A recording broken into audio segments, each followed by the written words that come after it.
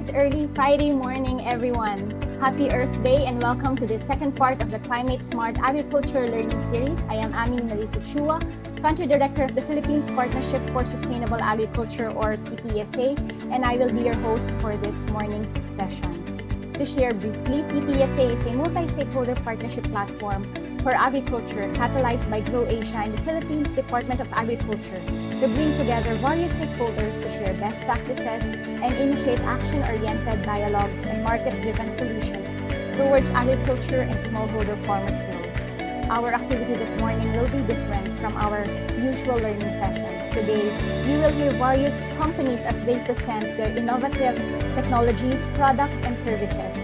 Our hope is that with the presentations, we can tickle your interest towards exploring opportunities to tap our invited presenters for projects that will scale up your respective projects. We also made sure that we keep our attendance as intimate as possible to provide all of you the opportunity to ask questions and discuss freely with our pitch presenters. We will try to use the breakout rooms as a venue to clarify, find out more information, and network. So to help us learn about our Zoom mates this morning, we will do a quick poll to check the diversity of the participants in the room. So may we please request you to respond to the poll that will appear on your screen. Well, we have more government agencies here. We have agribusinesses, academia, and very diverse set of audience. Thank you everyone for responding to the poll. As you can see, this is a very good mix of our participants today, so we're expecting different perspectives and a variety of questions for today's session. Then the next slide will present our program flow for this morning. This will be followed by a welcome message and overview of today's activity. After that, we will have the batches of pitch presentations. Then we will break into groups to further hear from the speakers. Then we'll go back to the plenary for the synthesis and closing remarks. An exciting morning indeed with our lineup. We are sure you will end this morning learning more about various innovations towards taking the shift and going climate smart. And now to formally welcome us, we are privileged to have with us Councilor and Senior Trade Commissioner Guy Galu, who will speak on behalf of Ambassador Peter James MacArthur of the Embassy of Canada in Manila. Guy leads a dynamic team of dedicated trade commissioners focused on strengthening bilateral commercial ties in three priority sectors for Canada, including clean technologies and climate finance, infrastructure, mining, aerospace, agri-food, as well as with the Asian Development Bank. Prior to arriving to the Philippines in September 2021, Guy was senior advisor to the Deputy Minister of International Trade. You will find more about Guy through the briefer that our team shared in the chat box. Guy, good morning. The mic is yours. Thank you so much. I really like these little surveys because it gives us an opportunity to see who's joining us in these sessions. I'm really excited to see that we have quite an impressive lineup of private sector representative, agri-businesses, researchers, academia, and of course, government representatives. So thank you so much for joining us on this Earth Day and this Friday morning here in the Philippines. And good evening, bonsoir à vous tous, ceux qui nous joignent du Canada. Let me begin by thanking our partners, Ami Chua, Country Director of the Philippines Partnership for Sustainable Agriculture, and the entire PPSA team who is joining us here in the control room. Thank you so much for your collaboration throughout all of these series. We also want to recognize and thank Beverly Posma, Executive Director of Grow Asia, and also of Grow Asia, Pranav Setepudra, Lead Partnerships and Communications. Thank you so much to Grow Asia. Now, to those who are keen in observing the weather knows that even the smallest of shifts can mean the difference between thriving and surviving. And those who know that are at the forefront of worsening climate impacts are the farmers. Time and time again, climate change continues to show how it can lend weather predictions off track, despite sophisticated equipments and technologies. The weather patterns and seasons we have all relied on for our economic stability have been subject to challenges and unexpected shifts and worsening extreme weather events.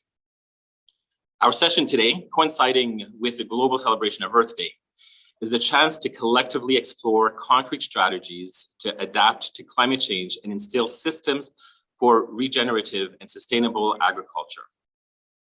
It's an excellent opportunity to influence and sensitize all of us to making incremental, gradual shifts in order to collectively rebuild and enhance our climate futures at the local, regional, and of course, at the global scale. Just this month, the Philippines was struck by another typhoon storm, Megi or Agaton, that resulted in loss of homes, livelihoods, and lives. With climate change intensifying storms and cyclones, and increasingly their frequencies, and the Philippines being, of course, among the most vulnerable, there is a pressing need to adopt climate-smart strategies and technologies. Canada's international climate finance commitment, totaling $5.3 billion over the next 5 years, supports developing countries to combat climate change and biodiversity loss around the world. It will particularly help low and middle income countries already affected by climate change to transition to sustainable, low carbon, climate resilient, nature positive and inclusive development. I'm pleased to share that on April 6th, UN Secretary General Antonio Guterres named Prime Minister Trudeau as co-chair of Sustainable Development Goals Advocates Group at the United Nations. This is an exciting opportunity for Canada to reinforce its commitment to the 2030 Agenda for SDGs at home and abroad in order to realize an inclusive and resilient recovery from COVID-19 pandemic. Now, we all have a role to play in achieving the SDGs. And today, a special highlight is being made for SDG 2, end hunger, achieve food security, and improve nutrition and promote sustainable agriculture. Canada is committed to sustainable progress, and that's why we put prime focus on climate change and sustainable agriculture. In recognition of the vast potential of Canadian clean technology innovations, solutions, and expertise to scale and replicate in other geographies, Global Affairs Canada, our department, is equipped with resources, including a regional climate finance trade commissioner, to support Canadian firms access large pools of international funding for mitigation and adaptation projects in developing countries. This is particularly relevant in the context of Canada's bilateral commercial relationship with the Philippines, which reaches approximately $3 billion on an annual basis. And out of that $3 billion, approximately a third of it is concentrated in the agri-food sector. So agricultural trade between Canada and the Philippines is a top priority. And that's why much of our work here at the Canadian Embassy, the Trade Commissioner Service, is to work with the Department of Agriculture and all of their attached agencies of the Philippines towards ensuring food security and water security. Our activities today is our second event in partnership with Grow Asia and the Philippines Partnership for Sustainable Agriculture. Our aim is to present the most viable options to sustain our peoples with healthy food, generate livelihoods, enhance our economy stability, and encourage the revitalization of our most vital natural resources. We hope that today's session will initiate conversations and long-lasting conversations and forge new partnerships that will move towards collaborative action. On behalf of the Embassy of Canada here in Manila and the Trade Commissioner Service, I'd like to thank each and every one of you for joining us today. Every relationship counts. And with the exchanges we initiate today, I look forward to a community of practices where we can learn from one another and have open and frank discussions towards taking the shift to climate smart agriculture. And so with that, magandang umaga po sa inyon lahat. Merci beaucoup. Bonne journée. Thank you very much. Thank you so much, Guy. I like what you said in the end. Every relationship counts. I also echo about the creation of community practice that is passionate, aware, open, and very agile. So at this point, we will hear from Remy Guarico, Trade Commissioner of Climate Finance for Asia of the Embassy of Canada in Manila, to provide an overview of the goals of this learning session and briefly share with us what we can expect to learn from the lineup of our pitch presenters. Remy is Regional Climate Finance Officer for Asia and the Pacific. She was formerly the Sector Lead for Clean Technology for the Philippine market, covering priority industries such as energy, industrial processes, and water, wastewater treatment. He's with the embassy for 16 years and has been with the Trade Commissioner Service since 2010. More about Grimy can be found on the shared briefer. Grimy, over to you. Thank you, Ami. Salamat. Good day to everyone joining us today from the Philippines and in the region. Good afternoon and good evening to participants from Canada. We appreciate the participation of our pitch presenters and identified partners from the PPSA community. We are very grateful for the opportunity to collaborate with PPSA and of course receive support from Grow Asia for this initiative. Indeed, PPSA and Grow Asia have been very instrumental in getting us connected to the dynamic theme of climate-smart agriculture industry in the Philippines, and of course, in bringing this initiative to fruition. On April 5, a few weeks ago, we launched the Climate Smart Agriculture Learning Series initiative focusing on the Philippines with a webinar to bring forward actions taken and successes achieved by the private sector in supporting the industry's shift towards climate-smart agriculture practices. We were joined by Peer Ledger, Ostrom Climate, and Viridis Terra. They are Canadian institutions with climate-smart innovations that are making a difference through nature-based solution and block technology. We were also joined by Planet. Planet is from the PPSA's network, and they have showcased how satellite data can support better decision-making. Today's event is a deliberate move to advance our steps in taking the climate-smart shift. We endeavor for this session to serve as a platform for our presenters and PPSA partner members to come together and explore potential areas of mutual interest and facilitate collaboration for the benefit of their respective value chain networks in order to provide positive contribution to the food systems transformation. And on that note, allow me to go over a few details to ensure that we would have a smooth and impactful delivery of pitch presentations. Our pitch presenters will be called to the virtual stage in this particular order. First, we have Global Institute for Food Security from Saskatchewan, then Lucent Bio from British Columbia, Pure Life Carbon from Alberta will follow. After that, RHST Industries from Quebec, and our last pitch presenter is Transport Genie from Ontario. We regret, though, that our sixth presenter, Organic Path International from British Columbia, and due to unforeseen circumstances, would not be able to join us in the session today. The five pitch presenters are grouped into three themes. The first one is research advancements in climate-smart agriculture. Second one is bioscience and carbon-based agriculture solutions. And the third one is revolutionary climate smart and water management technology. We are also joined today by two Filipino business actors, Comunidad and 8-Layer Technologies, who will be introduced in a little while. The pitch presentations will cover a specific project, product or service, or concept that promotes and/or supports transition to climate-smart agriculture. The pitch presenters are given maximum of 7 minutes. At the 5-minute mark, pitch presenters would be queued to wrap the presentation. Audio and microphones would be automatically placed on mute once the 7-minute mark is reached. And of course, as Ami has mentioned earlier, please save your questions for the presenters. We would have the breakout and networking session for that. All answers would be taken in and answered during that session, and the session is immediately following the presentations.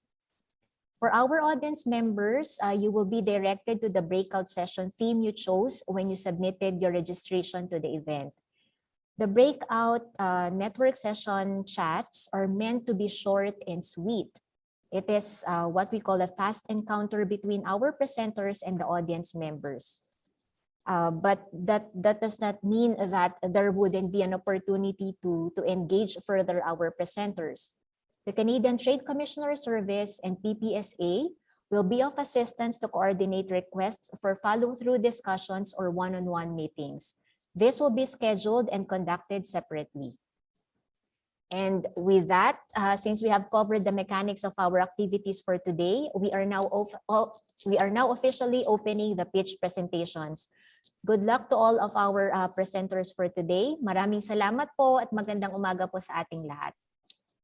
Thank you so much, Grimy. We will now move on to the highlight of this morning's activity. We have invited a set of pitch presenters, as mentioned by Grimy, to wow us with their respective presentations on innovations, technology solutions, and research advancement. Moderating this session will be PPSA's Capacity Development Officer and incoming Program Manager, Cherry Conanan. Cherry manages PPSA's restricted projects, including those on responsible agriculture investments and gender mainstreaming. She has more than 5 years of development work and experience in both public sector and international NGO spaces with responsibilities around policy research, programs and regional project monitoring, and technical support for gender-related project development. Cherry, please take us through the lineup of speakers and facilitate the sequence of presentations. Over to you, Cherry. Thank you very much, Ms. Abby, for that generous introduction. So indeed, it is an honor to open the highlight of today's session, the pitch presentations. We have invited 7 speakers to speak about their climate-smart business solutions for the benefit of our audience today. So we will open with the first topic, research advancements in climate-smart agriculture. Our first presenter is Dr. Stephen R. Webb, Chief Executive Officer of the Global Institute for Food Security based in the University of Saskatchewan, Canada. So let me just read a short bio of Steve. Steve joined the Global Institute for Food Security as Chief Executive Officer in 2019, following a 23-year career with Corteva Agriscience in Indiana, United States. His most recent role at Corteva was Research and Development Director of External Technology, where he led many research collaborations with private sector companies, research institutes, and universities around the world. Stephen earned a PhD in immunochemistry, a master's degree in biochemistry, and a Bachelor of Science degree in microbiology from the University of Guelph, Ontario. Before I ask Steve to start the presentation, again, thank you, Greeley, for opening up the pitch mechanics.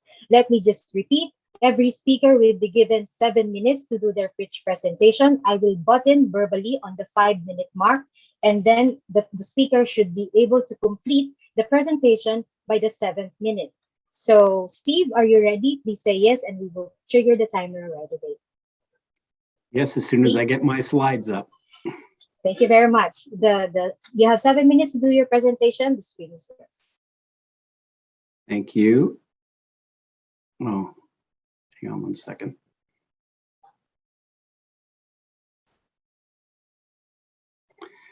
Okay, well, thank you very much for the opportunity to present today. Good morning, good afternoon, and good evening. And it's great to be in Manila from my bedroom in Saskatoon, Saskatchewan. As mentioned, I'm the CEO of the Global Institute for Food Security, and we are a unique public, private, and academic partnership that was formed about a decade ago. Our vision is a world where everyone has access to safe and nutritious food. And when we were formed a decade ago, this was still a goal. And unfortunately, through COVID-19 and recent man-made events, such as Russia's war with Ukraine, we see that vision is still something that we need to work and aspire towards. Our mission drives our behaviors, and we recognize to achieve our mission, we cannot do it alone. We need to work with partners to discover, develop, and deliver innovative solutions for the production of globally sustainable food. And sustainability has 3 important legs. 1, it has to be economically viable from farm gate to the consumer's plate, and everyone in the value chain needs to be able to participate. Number 2, it has to be environmentally sustainable. We're in a world that's growing, more mouths are being added every year, and we need to feed our population with safe and nutritious food on less land with less inputs. And on the consumer side, it needs to be socially acceptable, both from the standpoint of new technologies being accepted by the public, but also we need to recognize that consumers are demanding ever more from their ag and food systems. Where is their food made? How is it produced? And more importantly, they're even demanding new types of food that didn't even exist 5 years ago, such as plant-based proteins and cellular agricultural products. GIFTS is a connector and catalyst, and we help connect and catalyze innovation. Whoops, sorry about that.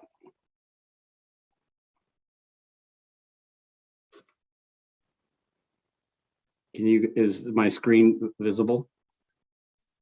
No, we can see your screen at the moment. I apologize. But the timer is starting.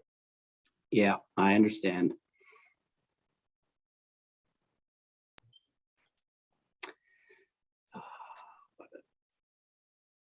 So we help advance innovation with access to our people expertise, our science expertise, as well as our capabilities in our technology platforms. We bridge commercialization from the lab bench all the way to working with companies that have products in the marketplace today. And we serve as a connection bridge. And one of our best examples of that is our relationship with Bangladesh, which started off as a partnership around technology transfer and advancement of technical training, which we recognized that there was a bigger opportunity, and we've expanded that to include many others in the unique ag tech innovation ecosystem that's here in Saskatchewan, as well as brought in companies from Canada and Bangladesh to increase trade between our two countries. GIFTS is structured on a matrix. We have technology, we have programs that are focused on the big issues in agriculture, such as carbon sequestration, managing climate change or adaptation, and building resilient agriculture. Examples of projects that we have in this area relate to improving plant photosynthetic capacity to harvest more of the sun's energy and convert more of the carbon dioxide in the atmosphere into more yield and sequestered carbon in the soil. Photosynthesis is nature's natural carbon sequestration strategy. Our technology platforms support our programs and programs of partners that we work with all over the world. Our most advanced is the our Omics and Precision Ag Laboratory, or OPAL, which offers all of the latest sequencing capabilities at scale, along with phenomics capabilities. As we all know, agriculture is data intensive, and we offer data management and analytics, particularly in machine learning and artificial intelligence, to support new products that companies are developing, as well as decision-making tools for regulators. And here in Canada, we are taking the lead building our ag and food node that's focused around engineering biology. Our platforms offer scale, increase impact, and enhance synergy, not only in our ecosystem here in Canada, but around the world. We're also recognize the need to move from discovery to development and delivery. And as you know, innovating and building 5 minutes up, you have 2 minutes to wrap up. Thank you. And building the technology companies in moving from development to delivery, it's unique and challenging in ag. Longer timelines, a more complex regulatory environment, and the need to scale. We've created the Global Ag and Food Advancement Partnership with AgWest Bio, the Food Development Center and Innovation Place, to help be a soft landing site for companies looking to establish a presence in North America, as well as startup companies here in Canada, and it also includes a venture fund. So in conclusion, GIFTS is a catalyst and a connector, and let's work together to deliver innovative solutions for a sustainable future with market impact. Thank you. Thank you very much, Steve, for wrapping up. You just only consumed almost 6 minutes. You have remaining 1 minute. Anyway, the Global Institute for Food Security targets to work with agtech startups, agribusinesses, research institutions, academe, farmer groups, development aid agencies, and governments. So now, every speaker, we will be launching a poll to ask you if you want to set up further collaboration with each speaker. So now, can we ask the tech team to please launch the poll for Steve? to ask participants whether they would like to set up one-on-one meetings with Steve. So there are two questions in the poll that asks you about whether you want to set up meetings. I'm interested to know more. Please set up a meeting with Steve. So we will try to reach 70% and we will close the poll. I will not be explaining the results. We will use the results instead as reference in setting up and facilitating the one-on-one meetings between you and the speaker. All right, I think we can already stop. Thank you.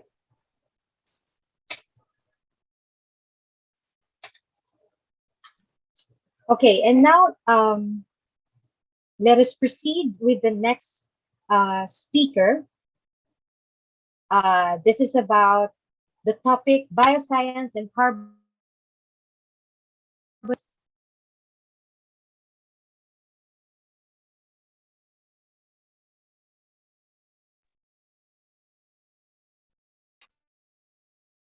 Sorry, can you hear me back? Let me continue. Our next speaker is Ryan Rand of Pure Life Carbon, company based in Alberta, Canada. Ryan is an experienced operations and project management professional over a decade in global energy industry as a project manager and fluids engineer. He managed high-value clients and projects and pulled together high-functioning teams, harnessing his skills as an entrepreneur and leader. A visionary and a decisive strategist, he has been devoting his passion for environment. Ryan, upon your signal, we will start the timer. You have 7 minutes to do your pitch presentation. Are you ready? As soon as I can share my screen. Thank you, Ryan. There we go. I assume everybody can see that. Thank you to the PPSA, GrowAsia, and the Government of Canada for inviting me here today to present. Pure Life Carbon is a clean tech business manufacturing agri-tech products, which are environmentally and socially responsible. Our company was founded to reduce greenhouse gas emissions, waste, and pollution while helping to feed a growing global population. Our corporate structure is very different from most other companies. Pure Life Carbon was designed from the ground up to be an ESG-focused business. Unlike most, we manage the entire value chain and life cycle of our product lines through 3 business divisions: upstream, downstream, and ICO.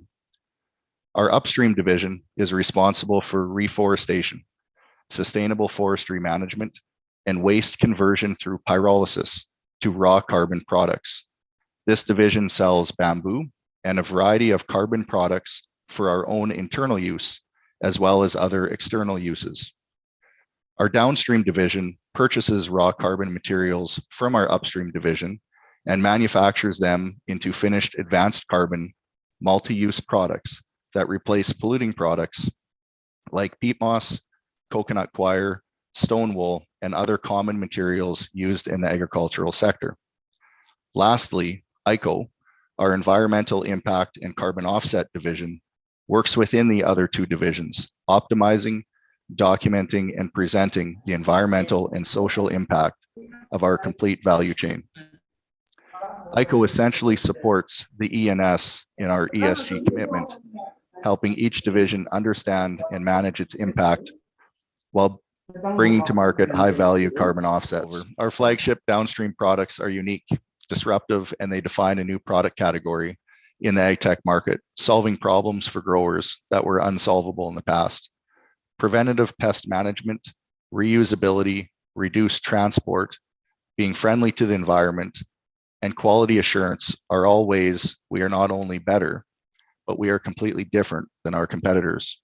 While legacy products are single use, our products are reusable with no known end of life, meaning they can remove the need for single use products and their associated environmental impacts for decades.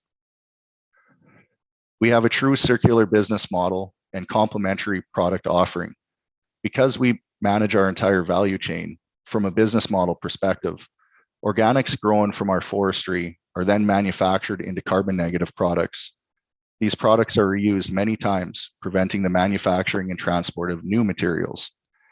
In their final use, our products go back to the earth where they originally came from, permanently sequestering the carbon and other pollutants they have captured along their life cycle. At our core, We are a decarbonization business. Our forests capture carbon, our pyrolysis facilities store that captured carbon into our raw materials, and our consumer-facing products remove the need for competing products that through their use would release carbon and other pollutants into the air. From an ESG perspective, we have opportunity that legacy companies do not. Being a new business that has a high level of control over our product's entire value chain and life cycle, we can not only avoid and reduce Scope 1 and Scope 2 emissions, but also minimize, take internal responsibility for, but most importantly, control most of our Scope 3 emissions. We are well positioned in the marketplace from both a product offering and a timing perspective. Our ICO and upstream divisions tackle not only climate issues, but also environmental and social challenges that are a major focus for the world today. Our downstream division has disruptive, nature-based, climate-smart ag tech products, that's a mouthful, that are defining how growers leverage and use growing substrates to optimize their operations while the world braces for potential food shortages in the future. In summary, our products are cheaper than competitors, better from a social and environmental perspective, outperform legacy product, provide significant risk avoidance, and unlike many environmentally responsible products, are even cheaper than our competitors. You have 2 minutes to wrap up, Brian. Thank you. Together, we are changing the game for growers and setting a new global standard for responsible corporate management. Thank you for your time today, and I look forward to speaking with some of you in the breakout session. So our next speaker is Brian Watty of Lucent Bio, a company based in British Columbia, Canada. Brian is a business development lead at Lucent Bio. He holds an MSc in Bioresource Engineering from McGill University. He works with growers and their supply chain partners to deliver effective and sustainable crop nutrition products. Brian, please say yes when you're ready. You have 7 minutes to do your pitch. Hey everyone, I'm just getting my slides up. So thank you to all of the organizers of this event for the opportunity to speak. My name is Brian Watty. I'm the business development lead at Lucent Bio, and we are on a mission to address climate change and food security and nutrition by rethinking fertilizer. So just as some quick context, there are 17 essential elements that are required to grow plants anywhere on Earth. We're probably familiar with some of the big ones like nitrogen, phosphorus, and potassium, but at Lucent Bio, we're focused on micronutrients, which are just as essential, but needed in much smaller amounts. And part of the reason that we focused on that was because the team identified a problem which could be stated as micronutrient fertilizers cannot deliver the right amount of nutrients when the plant needs them. That's not to say that there aren't micronutrient fertilizers on the market, but there are challenges that are associated with various soil properties, nutrient tie-up and loss, the cost of synthetic chelates, distribution of those products in the field, and ultimately the unit economics that would be needed to incentivize adoption. So if there's one thing that I want you to take away from our presentation is that our team believes that we've solved the micronutrient delivery problem. We've done so by spending 5 years in R&D in the lab to develop a new composition of matter. This new composition of matter has a unique set of bioactive properties that result in better delivery of nutrients to the plant. So what is that composition of matter? What the team's developed is a way to attach nutrients to cellulose that we can source from the food processing industry as a low-value co-product of the processing and milling functions. And when we do that, it imparts a novel mode of action. So in a study with Agriculture Canada, we looked at exactly how the material is working. And what we found was that there was an increase of microbial biomass carbon, this chart on the left here, which resulted from the microbial degradation of the cellulose. And as that cellulose was broken down, the nutrients that were attached to it were either consumed by microbes themselves or released from the substrate. And ultimately what we saw was better nutrient recovery. So more of the nutrients that were being applied were actually coming back up with the plant, because that's one other big problem with micronutrients, is that they're not as effective. So you can put a lot of stuff down and not a lot will come back out with your crop. And ultimately a better yield response compared to other sources. And that yield response kind of demonstrated here from one of our trials that was conducted in a drought. We talked a little bit about climate change and how that would, we'd expect to have more and more extreme weather events moving forward. Now, drought's kind of on the opposite side of a typhoon or a heavy precipitation event, but we did have a little bit of that on the eastern half of the continent this year as well. But ultimately, the comparison that I want you to see here is that we can see that existing solutions like zinc sulfates, which are a very common form of micronutrient product, that often inconsistently deliver a yield response. And so in this case, there was no yield response under the treatment, but we still saw a yield response from Soleos. And this is important, especially in the context of the Philippines. So in a recent study in 2009, they found that 70% of the soils in rice paddies that were sampled as part of the study were deficient in a single key micronutrient, which was zinc. Zinc happens to be the most widely spread deficient micronutrient globally. It's deficient on 65% of agricultural soils, and the Philippines is no exception. What is also shown in this graph, though, is that when you grow food on deficient soils, that you can also have challenges in those same regions with deficiencies throughout the food chain. So there's a trickle down or a trickle up effect that can happen there. To pile on and make things even worse, we expect atmospheric CO2 to reach 550 ppm by 2050. And when you grow foods under increased CO2, you also see a decrease in the availability of those nutrients. So iron, protein, and zinc content of key staple foods like rice, wheat, and maize can be expected to fall 3 to 17%. So in the context of climate smart agriculture, it's important to consider how we can close the loop. Thank you, Ryan, for introducing the circular economy model previously. You know, what we're doing at Lucent Bio is looking at how we can produce sustainable fertilizer products that maintain food security, increase land productivity, and are effective through a variety of Brian, 5 minutes up. You have 2 minutes to wrap up the pitch. Thank you. Great, thank you. So we have really quick a value proposition for the farmer where we see an increased yield, providing an ROI of 3x or better for their return on investment, while also improving soil health. We've seen that in a number of different crops, whether it's broadacre cash crops like soybeans, wheat, and corn, as well as specialty crops like lettuce, strawberries, and tomatoes. Very interested to see what Soleos can do in rice production, as rice is a big user of zinc, and zinc is one of those widespread deficiencies. And we also see that when we use Soleos as a micronutrient source, that we see increased nutrient density. And so this is an example from our wheat trials this year, where we saw 17% more potassium, 33% more copper, 6% more sulfur, and 20% more zinc. And the reason that I'm highlighting that is that biofortification has been identified as a strategy to help address food security challenges associated with micronutrient deficiencies in human diets as well. So looking forward to speaking with you in the networking event that follows. Michael, our CEO's contact information is there. That's my email address. You can find us at lucentbio.com or on social media. Thank you. Thank you very much, Brian. You only consumed 6 minutes of your time, but thank you for following the mechanics of the pitch. So a while ago, sorry about the confusion. I was notified that the correct name of Dr. Steve is Dr. Steve Weber. Apologies, Dr. Steve, for that mispronunciation of your name. So a while ago, Dr. Steve brought us to the advancements in the climate smart agriculture research landscape in Canada. And from the presentation of Ryan and Brian, who are apparently connected with each other, they have shown us or exemplified how the researches are happening in actual fact, or as it operationally happens to companies. Thank you, Brian, for bringing the context of your presentation with the Philippine setting. That is really very useful. So now I think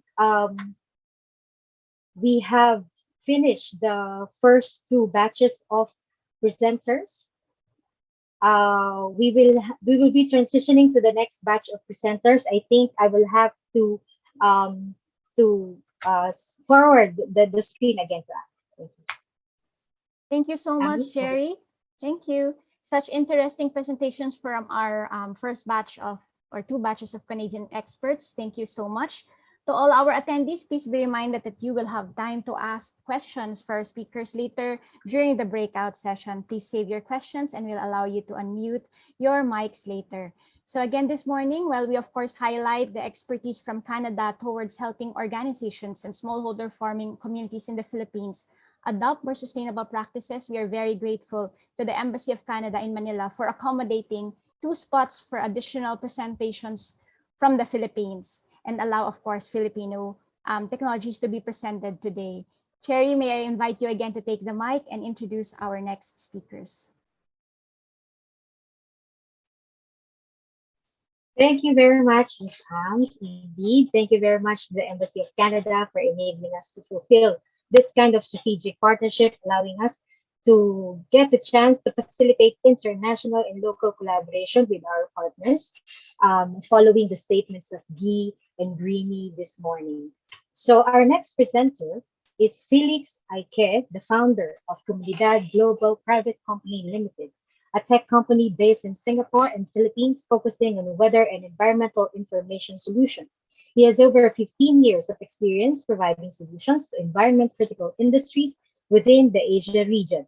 Felix, on your signal, we will start your time. You have 7 minutes to do your pitch presentation. Are you ready? Okay. Good morning and good evening, everyone. Thanks for having me.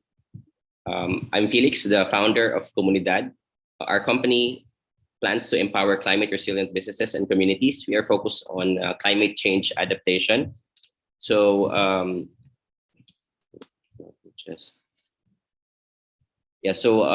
our mission is to, of course, help businesses and communities thrive in the face of our changing environment. We know that climate change is real.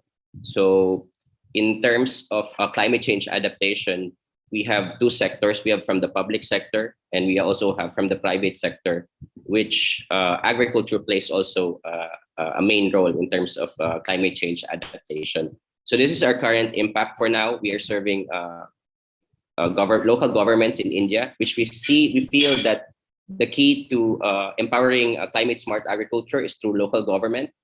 So like right now, we are serving 22,400 villages in India. We are serving, in the Philippines, we call it barangays with, almost like 35 population all in all. And then we also have a couple of customers per industry.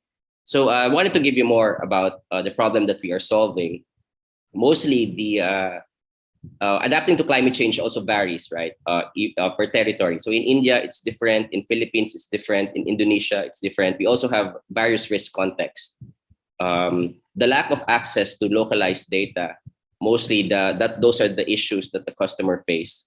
And then the lack of automation and decision support tools. In Asia, we have diverse cultures. The way we use decision support tools also varies.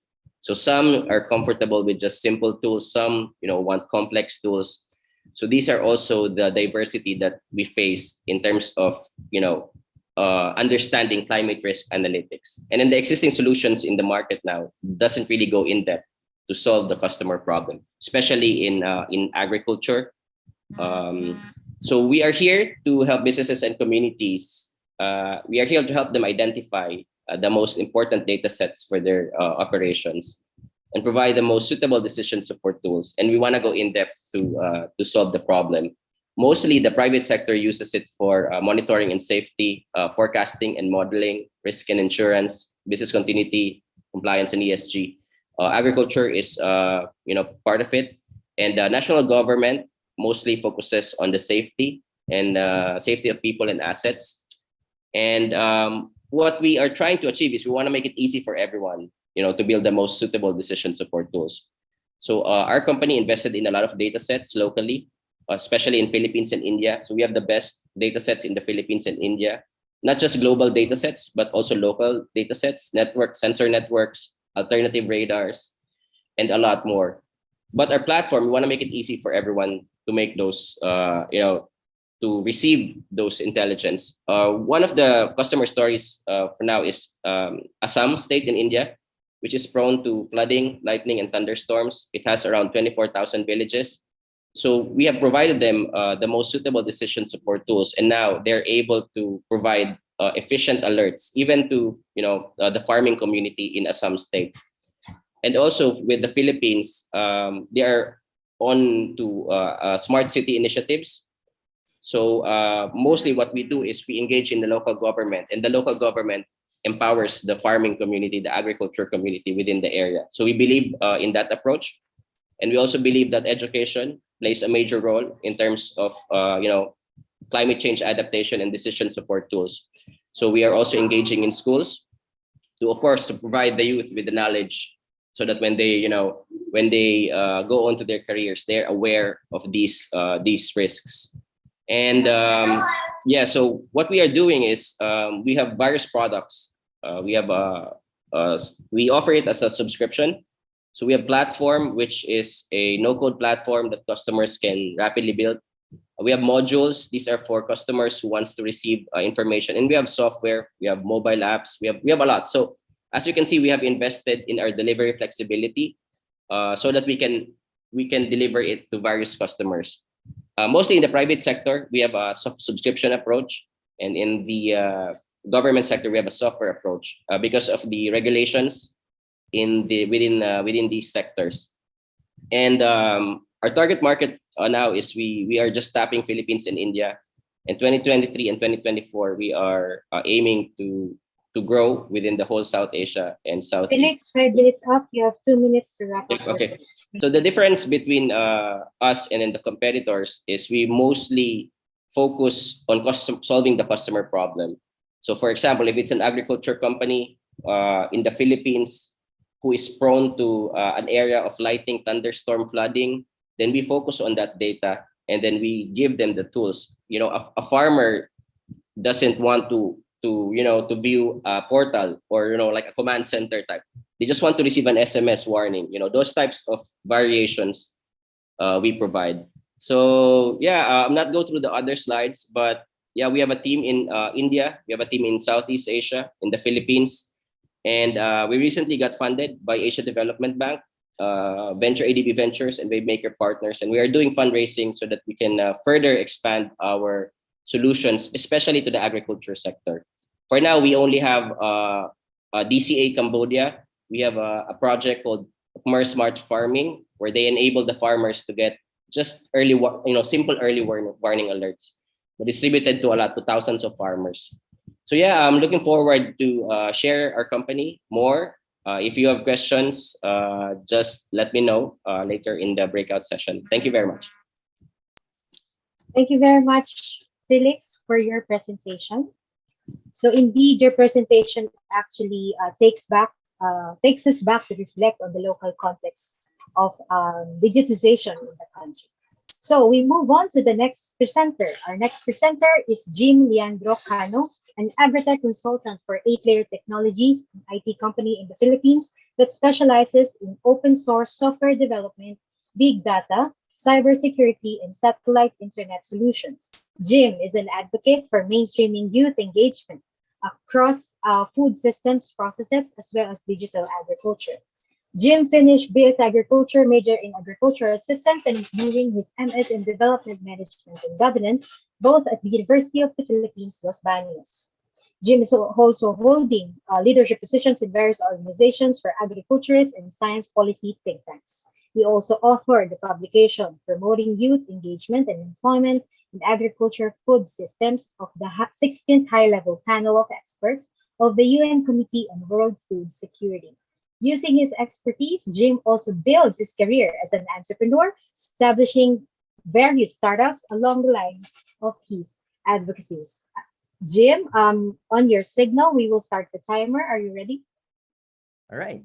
So good morning and good evening to our friends in Canada, and good afternoon if there are people watching from, if it's afternoon in your place. But good day. This is from 8Layer Technologies and Agritech. I'm Jim Cano. I'm the consultant at the Agritech department of 8Layer. Just came in to the company last year. And really, just to introduce who 8Layer is, 8Layer is an open source e-business architect and its expertise is in R&D, big data, cybersecurity, and blockchain technologies. So in the past, 8layer has been doing freedom and open source software trainings and seminars to students and professionals in state universities. And open source really is the way that the company has embraced in terms of its positioning in the IT space. It's been in the industry for 17 years already. And so agritech is actually new to the company because its space was really in big data solutions, um, incident management, and human resource management systems and all that. And so agritech is fairly new to the company, with me coming in. And so the idea really behind it is that, digital technologies have been a huge step in the way moving forward, given especially during the COVID-19 pandemic and looking at post COVID-19. And from my background in agriculture, or at least my training in agriculture also, is that we see in the Philippines, especially, that there are lots of issues in terms of supply and value chains issues in agriculture. So from the farm getting that food to the plate of the consumer, you see a lot of hiccups and issues across the chain. And so those are the things that we're really looking towards addressing. So 8layers competencies in big data, open source software development, cybersecurity, and blockchain offer a unique value proposition in that agri-food systems development. So what are the issues that we're really looking at? At least some of the issues that we're focusing in on is that one is food loss, in which, in developing regions such as the Philippines, we have 12 to 14% of fruits and vegetables that are lost in the processing stage. And this is according to World Economic Forum. You also have food waste as an issue, where national hunger as of November 2020 in the Philippines was 16%. And at the same time, you have statistics such as 2,175 tons of food scraps, being lost or even wasted in Metro Manila alone, not counting the whole country. Looking at also food safety issues, food contamination is one of these issues that we see, and we see it a lot, especially in the context of the Philippines, where you have food-borne diseases or risks of communities, getting food poisoning, food contamination, be it lambanog, not being produced well, leading to people's deaths and all these kinds of things. So these are the things that we want to address, if you look at that. And the way we're looking at it is to really connect producers, stakeholders, and consumers with the platform that we're working on, which is called Aggregate. And so Aggregate basically is a platform that brings together our farm data, harvest data, transactional data, and then bring that analytics and dashboard also to the stakeholders in the supply chain, as well as allowing consumers to validate and record, as well as inquire and report, issues that may be found in the food that they have. Along with Aggregate, we're also working on Food Trace, which is a traceability system, and we've partnered with GS1 Philippines, to work together on pulling that data from the records and to create that unique tracking to establish food traceability with the products that are being recorded through Aggregate. And so we really want to ensure that this is something that could be done where there's feedback systems in place with the consumers, the producers, and the supply chain stakeholders. So basically, this is just we've been working on it, and we're looking at how we can really trace food from the farm to the table and to the end consumers, be it a restaurant, be it a retailer, and looking at which logistics chains are being used to bring that kind of food to the end consumer. So moving forward, we're looking at, we really need multi-stakeholder partnerships to establish this. We definitely need some systems leadership in terms of establishing this. This is not a one sector, one company solution that can be done. And so I'm really grateful to PPSA, the Embassy of Canada, and all the organizers for this, because this is the kind of forum that we need and discussions to establish these kinds of connections and networks to really establish the connections to establish data governance. Jim, 5 minutes up. Systems. You have 2 minutes to wrap up. All right, thank you. And to create that traceability requires a community of practice, as mentioned by a colleague earlier. And we need the civil society, private sector, and government to come in together, to work together to establish these. And not to, I don't have time to elaborate on each stakeholder's possible role, but really looking at the center, which is data standards, data governance, and data sharing. I think that those are the three key pillars for us to move forward in terms of establishing food traceability and food transparency in the Philippines. And so we really need to bring together these different stakeholders to establish this. So let's work together for sustainable and transparent food systems in the Philippines. And you can reach me through this email ad. Sorry, I had to bring in a different email for technical issues on my inbox. But yeah, you could just reach out to me through that one. Thank you very much. Thank you, Jim, for keeping up with the time and for such a comprehensive presentation. Truly, these presentations from Felix and Jim gives us a clue on the level of digitalization in the country, as I've mentioned earlier, and shows us a glimpse of how digital technology or agri-tech solutions thrive in the country. So we move on to the next set of presenters speaking about the topic revolutionary climate smart and water management technologies. To begin with, our next presenter is Thomas Brade, President of RHST Industries. Thomas is a professional engineer. Upon completion of his engineering degree, he has managed $50 million worth of construction projects for Bell Canada in Montreal region. He also established an import-export trading firm with over $150 million in sales by 1990 and a large repertoire of contacts internationally. In 1993, he founded RHST Industries Inc., an advanced clean tech company that provides sustainable technology solutions to the nexus of energy, food, and water. Very interesting indeed. Thomas, you have 7 minutes to do your presentation. Please say yes when you're ready and we will hit the timer. Thank you. Ready? Sure. I'd like to express my appreciation for meeting all of you on this World Earth Day 2022, and I hope that you will enjoy the presentation. Water is the planet's most precious resource. Hi, my name is Thomas Braddock, founder and CEO of RHST Industries, a Canadian-based company established in 1993, featuring the Water Pearl, a smart water conservation solution. I'm highlighting a famous quote from Albert Einstein, illustrating our need as a society to change our thinking when it comes to how we value water. Now is the time to think differently. The question on every farmer's minds are, where did the water go? What if you cannot grow food in soil? It's due to climate change, and because of climate change, the water that was naturally held in the soil and available to plants is disappearing, mostly in thin air.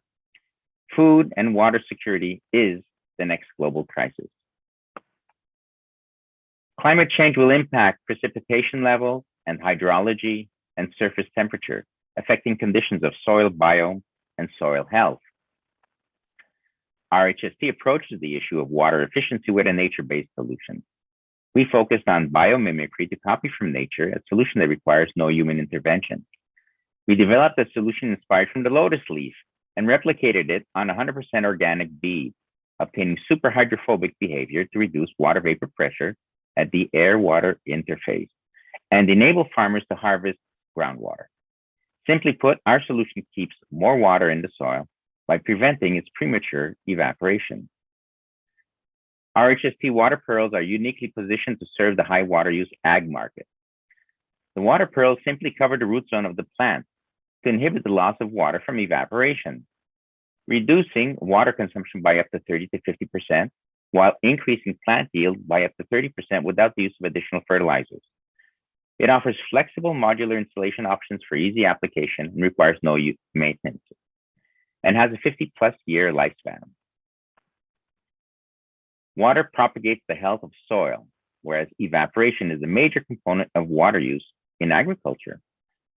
Ultimately, there's a need to reduce water loss from evaporation, as sustainable water use will be a major challenge for current and future generations if we do not change. Controlled environment agriculture is a solution being developed for maximizing efficiency.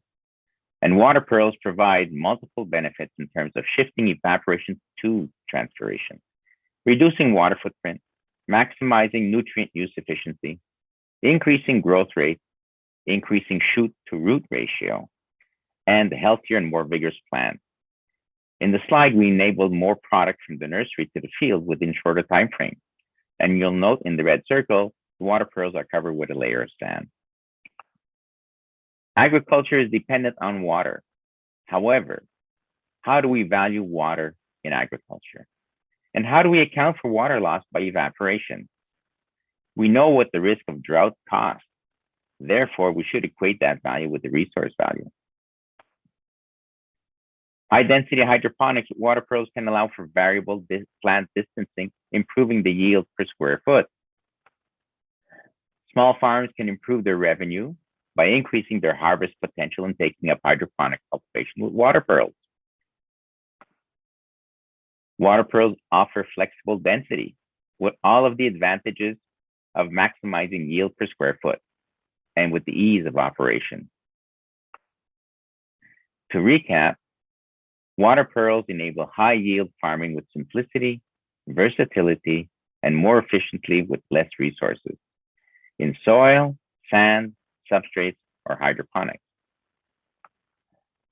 Water pearls improve, stabilize, and efficient nutrient use in the water by preventing evaporation and allowing for oxygenation, maintaining a healthy environment for root development. I wish to thank you for your attention and interest towards improving the quality of life for future generations, which is a legacy I personally want to leave behind. I look forward to your feedback and questions in the breakout room, and I thank you for your time. I hope that you will embrace this nature-based solution for your children. All right. Thank you, Thomas. That's really indeed a great message to persuade everyone. So now, in the interest of time, we will move to the last presenter, definitely not the least, our Filipino pride as well. The next presenter is Joel Sotomayor, a Filipino-Canadian and president of Transport Genie, a company based in Ontario, Canada. Joel is a serial entrepreneur who has built and exited 2 edtech companies focused on preventing biosecurity outbreaks within farm properties. He has his own software consulting business for almost 20 years and has worked with many local, national, and international projects. He has 3 patents in 10 jurisdictions and 2 Canadian trademarks, and has another US patent pending proposal for a brand new quantum-proof encryption method. He is passionate about technology and how it can be used in a meaningful way to create change and improve lives. Born in the Philippines but emigrated to Canada as a young child, but often goes back to the Philippines to visit his relatives over a few years. Joel, you have 7 minutes to do your pitch presentation. Please tell us when you're ready and we will hit the time. I just want to say thank you to PPSA and the Government of Canada for giving me this opportunity. Next slide. I'll be talking about Transport Genie.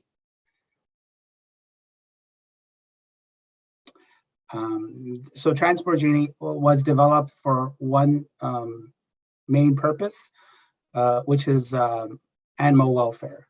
We won the Ontario's Innovation Award for this product when we developed it. It's a big issue in Canada and also in many parts of the world in terms of how animals are being treated. It has impact on traceability, supply chain resilience, legislation, social awareness, and also you can improve how your staffing allocation is. There's a cost to this. There are fees applied. In Canada, we have CFIA, and if you arrive in an abattoir or a slaughterhouse with more than 2% of DOAs, it's a $50,000 fine. So there's a big economic impact. Also, animals, just like people, release cortisol when they're stressed. And so when you slaughter an animal, the meat could be graded lower because of a bad experience. Next slide.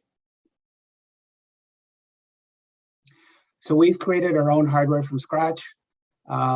We did that because we knew that there was a better way of doing things and we wanted to create it in Canada.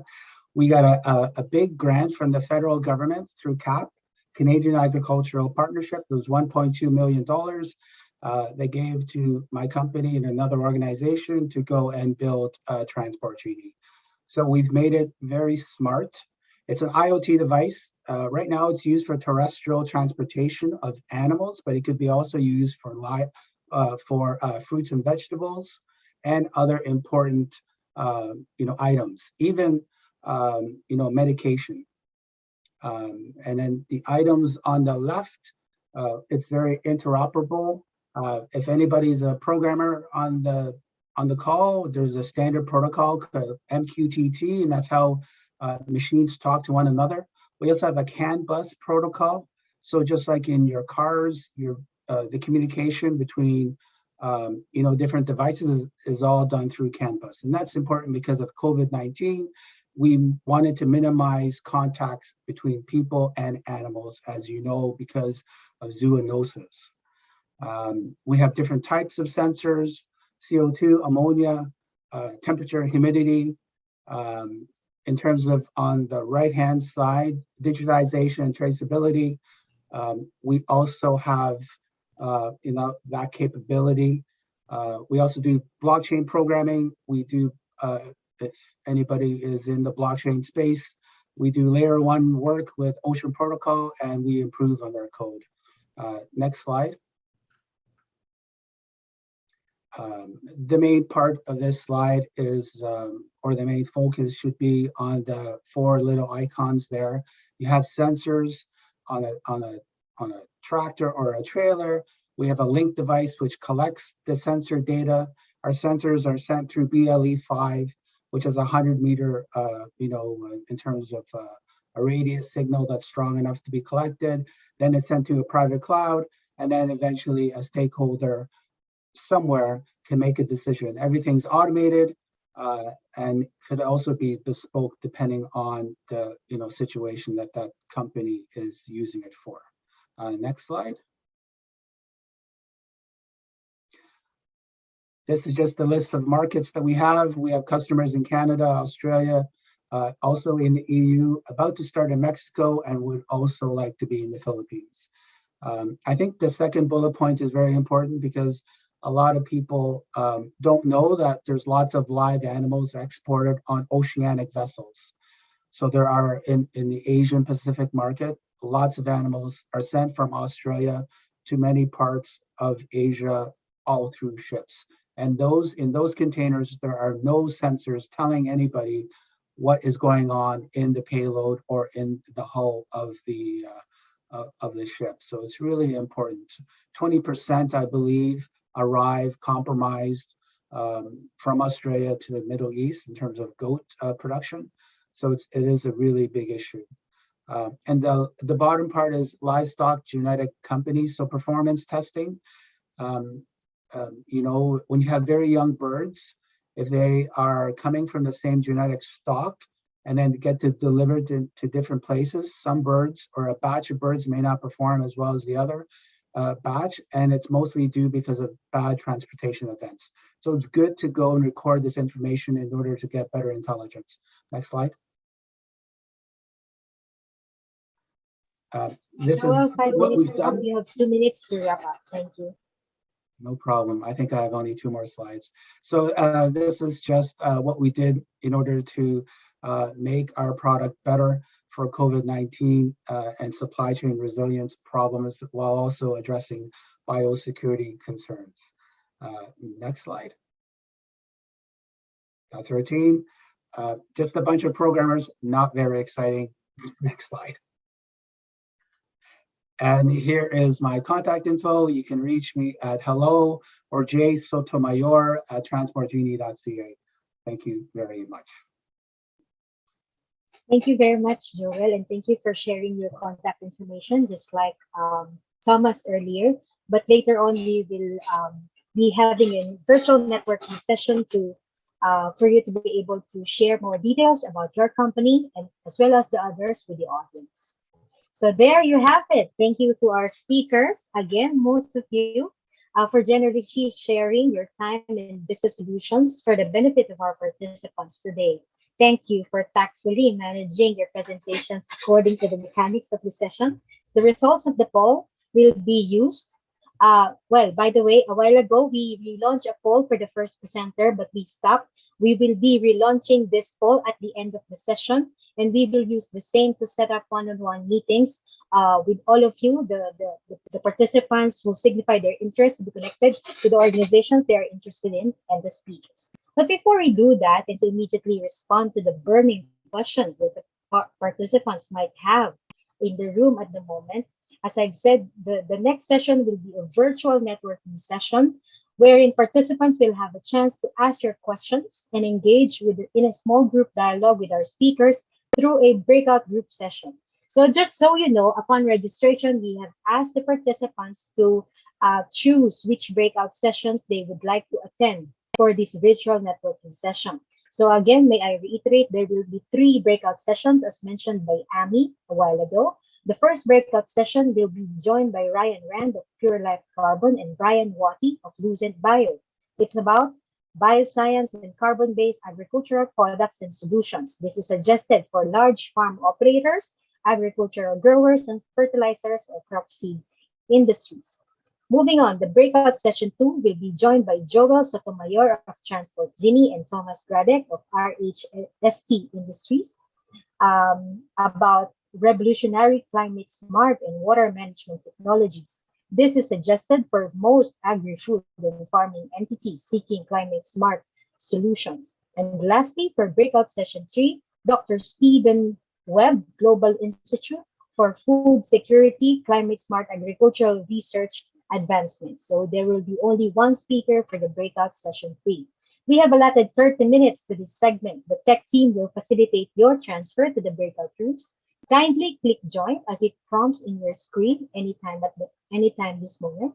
And after 30 minutes, you will be automatically directed or redirected to this plenary. The technical team, please open the breakout rooms. You will find a pop-up box inviting you to join the breakout session. Kindly join and see you later again in this plenary. I will be joining breakout session 3. Thank you. Welcome back. I hope you all grabbed the chance to ask questions and request for exploratory meetings. We are nearing the end of this speech and networking session. I hope you've learned new things this morning. I particularly like the quote shared by Thomas, I think it was Thomas earlier, that the world as we have created, it is a process of our thinking. It cannot be changed without changing our thinking. And his message, Guy also mentioned that we all have a role to play in achieving the SDGs. Now to close this program, I request Consular and Trade Commissioner of the Embassy of Canada in Manila, Sonia Pandey, to share her closing remarks. Sonia oversees a team in charge of climate finance, clean tech, infrastructure, and foreign investments, which are among Canada's economic and commercial priorities in Southeast Asia. As a career diplomat, she has served in Ottawa, Washington, D.C., Abu Dhabi, Beijing, and Seoul in both international trade and foreign policy streams. Councillor Pandey, the mic is yours. Thank you, Ami, for the kind introduction. I'd like to offer my sincere thanks to Ami Chua, Country Director of the Philippines Partnership for Sustainable Agriculture, and all the PPSA colleagues on and off the screen who made this event go smoothly. I would also like to thank PPS members and partners participating from various countries today, and fellow Canadian Trade Commissioners attending this event. On behalf of the Canadian Trade Commissioner Service, I would like to offer special thanks to all the presenters from Canada today, and also congratulations on your excellent presentations. In the order of appearance, Dr. Stephen Webb of Global Institute for Food Security from Saskatchewan, Mr. Ryan Rand of Pure Life Carbon from Alberta, Mr. Brian Watty of Lucent Bio from British Columbia, Mr. Thomas Gradek of RHST Industries from Quebec, and Mr. Joel Sotomayor of Transport Genie from Ontario. And as well as featured PPSA partner members, Mr. Felix Aike of Comunidad and Mr. Jim Cana of 8-Layer Technologies. The presentations and discussions today reaffirm that development need not come at the expense of nature. Our food need not come at the risk of global warming, climate change, and environmental waste. More climate-smart agriculture technologies can and will enable more food security and more sustainable food production. Global spending on smart agriculture technologies is expected to reach over $15 billion by 2025. And last year, Canada launched a $165.7 million program to provide clean technologies to farmers and agri-businesses. I take pride in recognizing the excellent work done by Canadian clean technology companies in the agriculture space, as seen from the presentations earlier, along with the equally important achievements made by like-minded local companies featured today. So to recap quickly, the first presenter, the Global Institute for Food Security, GIFS, introduced us how multidisciplinary research, training, and development partnerships can promote innovation and commercialization for sustainable food security and climate-smart agriculture and economically viable, environmentally friendly, and socially acceptable ways. And second, Pure Carbon Life highlighted the importance of compounding circular economy and nature-based solutions in 3 business areas: upstream, downstream, and ICO, which is environmental impact and carbon offset. And third, Lucent Bio presented its patented process of zero waste and relatively low cost micronutrient delivery of fertilizers. Fourth, RHST Industries showcased its smart water agri-technology solutions, water pearls that will reduce water consumption and provide high yield, resulting in more crop per drop. And then the fifth presenter, Transfer Genie, showcased its award-winning IoT platform that enables digitization and traceability of livestock or fresh produce. We're also very happy to hear from 2 budding Philippine-based innovations led by Comunidad and 8-Layer Technologies. Thank you. With all these, we can see how much climate-smart agriculture has grown, and without a doubt, it will continue to grow and flourish even more.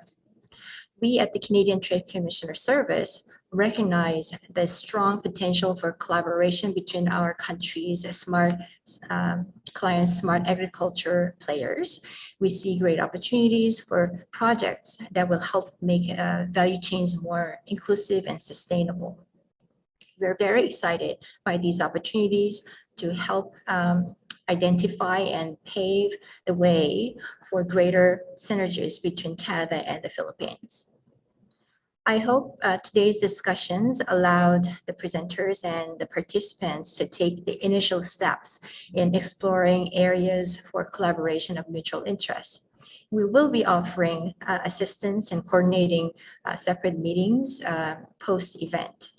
Grimi Guarico will be your main point of contact. Her coordinates will be posted in the chat box. As we start shifting towards climate smart agriculture here in the Philippines, we look forward to hearing more stories about our individual and organizational actions and advocacy in this area. We hope that we will be able to inspire and encourage others to be part of this journey. So the seeds have been planted, the pun intended. Let us grow together in nurturing our agricultural systems and the world we live in. Thank you, everyone. Salamat po.